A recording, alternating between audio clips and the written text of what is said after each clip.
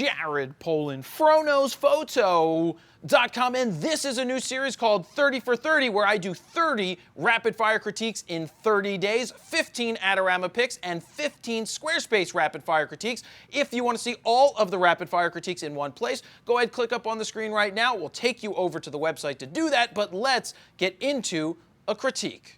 All right, here we go with another rapid-fire critique. This time we have an Adorama Picks rapid-fire critique, part of my 30 for 30 critiques, 30 critiques in 30 days, and we've got one from Alan Clark. But before we do that, if you haven't picked up a metal print or seen how awesome Adorama Picks' metal prints are, go ahead and take a look, because if you have something you want to make, they're giving you 30% off when you use the code PXMETFRO30, 30% off any metal print order, whether it's one print or 30 prints or 1,000 prints.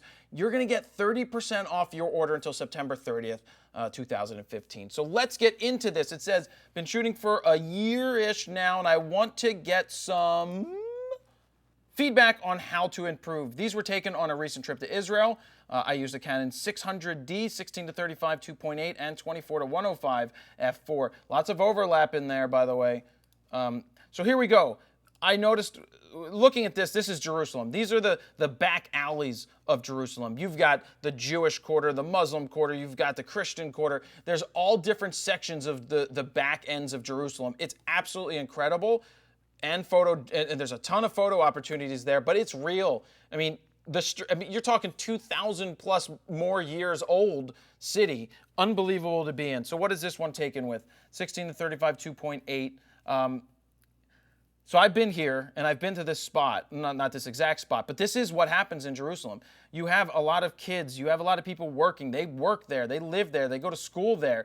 This is good, but if I was to compose it better, obviously with the 16 to 35, I have to take into consideration that you have a wide-angle lens on there. I may have considered using the 24 to 105 more often than not, because there is a lot of stuff like this going on. In terms of composition, this is one possible composition for a horizontal.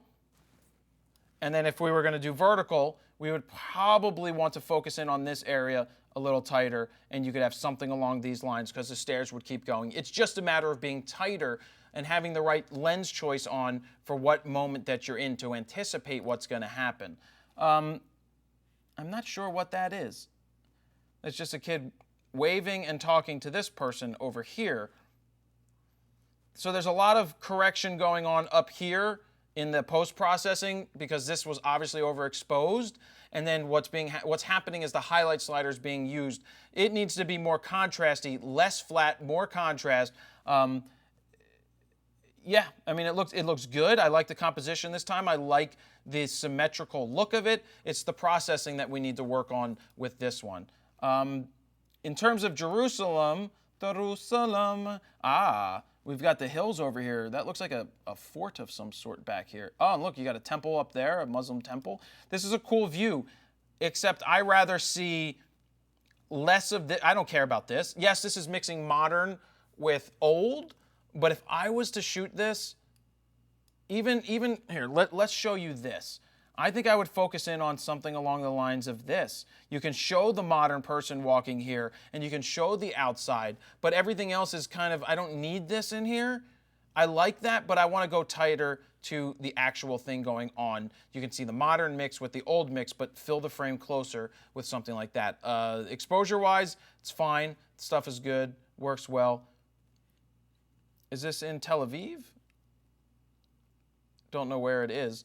Obviously highly grainy, shouldn't be highly grainy at 200 ISO, f11, 1/500th of a second, so exposing for the sun, for the sunset. And I think what's going on down here, why it's grainy, is because in post-processing, this wouldn't be this bright if this is this dark and this is this dark. So it looks like that you have to be careful when you do your layers, or when you're correcting in post-processing in Lightroom, that it doesn't look weird that this is brighter and the exposure is different than what is here. Because if you're going for the sundown, then go for the sundown. If you're going for this, you're going to have to choose what you're going for. So be careful with that. Okay, so this time you have on the 24 to 105. It's further away. I love the shots from the streets because you from Jerusalem, from back there, because you have all of these different things going on in the backgrounds. This is the time where I would have preferred to see your 16 to 35 or shoot with your 24 to 105, but closer, showing more of the scene. This is a time and a place where filling the frame may not do you justice. Now, if you're doing a little photo series of this gentleman in the photo, I could see doing a tighter portrait of him just in his chair sitting there looking at the camera, a tighter headshot.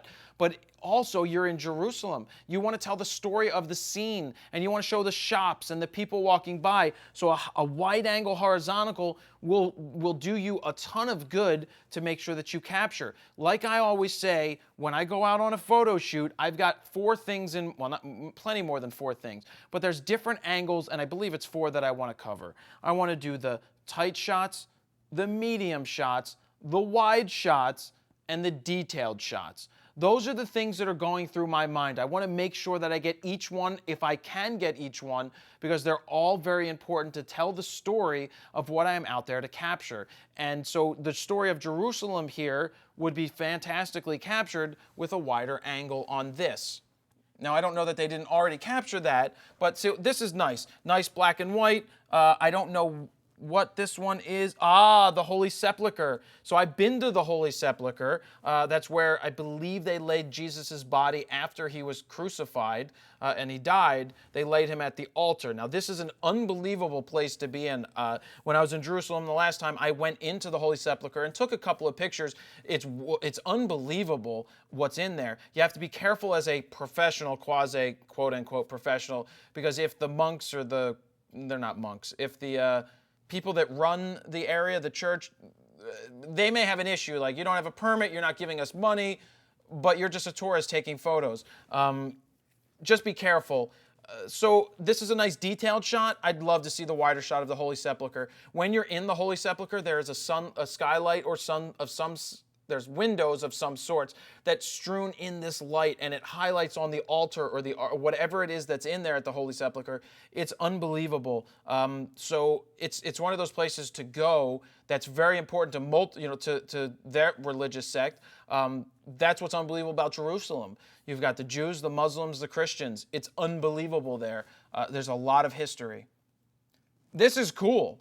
This is like, what's going on? What is going on here? Oh, Bethlehem. So you've got, is this guy blocking the car? I love the black and white, fantastically done with the 16 to 35 at 16 millimeters. This tells a story, really nice job on that. This one, not telling the story as much. I don't know what 3 in a row means. I don't know what it means. It's a nice image because you've got all these blocks here. You've got all of this stuff. Oh, 3 in a row means 1, 2, 3, because I didn't even see this person. I was fixated on this. Actually, what would be a crazy shot here would be if no people were in it, because there's a lot of detail going on even without the people in it. But it's a pretty good shot. Not my favorite of the set, especially from Jerusalem. It's not really telling much of a story on its own. And then you've got the IDF or you got, the Jewish military back here. Where are they? The girl in pink. Oh, I didn't get that. You got to be careful, because that's possibly a Schindler's List reference, which was the girl in red. I think she was red in that movie. That's an unbelievable scene. I'm not sure about this shot. There is so much going on, but it's not really telling much of a story other than you got a girl in pink. That doesn't do it for me. I don't know if a black and white would be better. Of course, you lose the pink at that point, but it's a street shot. But I would have focused in back here and tried to get closer to the military soldiers doing whatever they're doing. But other than that, I just think it's a very busy shot that it doesn't really do much for me. Is this an airplane? It's a nice shot on the airplane, nice part of a photo story. I think that works out very well. There's some good shots in here. Let's take a look real quick again. I love Jerusalem. I love the back area of Jerusalem. You could spend hours, 6 hours, 8 hours. I would just say get there early in the morning, go to the non-touristy spots. If you want to shoot, be very respectful of everybody you encounter.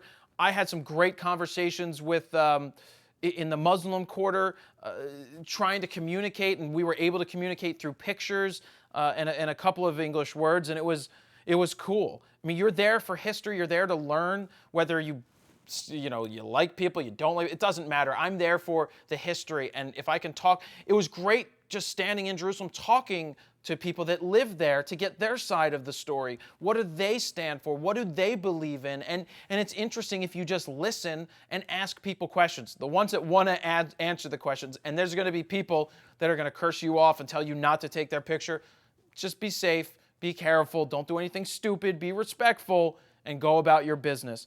You can steal a shot here and there. Just be very careful. Absolutely love Jerusalem. So that's another 30 for 30 rapid fire critique. This time it was an Adorama Picks rapid fire critique. Like I said at the beginning, if you want to get an aluminized metal print, go ahead, use the code that's up here on the screen right now to get 30% off your order. That's good until September 15th. That's a big savings if you're going to order a bunch of prints. That's good. So go ahead, check it out. Thank you guys for watching. Jared Polin, FroKnowsPhoto.com. See ya. To check out all the videos from this 30 for 30 series, go ahead and click up on the screen right now. It's going to take you over to the post over on FroKnowsPhoto.com, where you can see all 30 posts once they are live.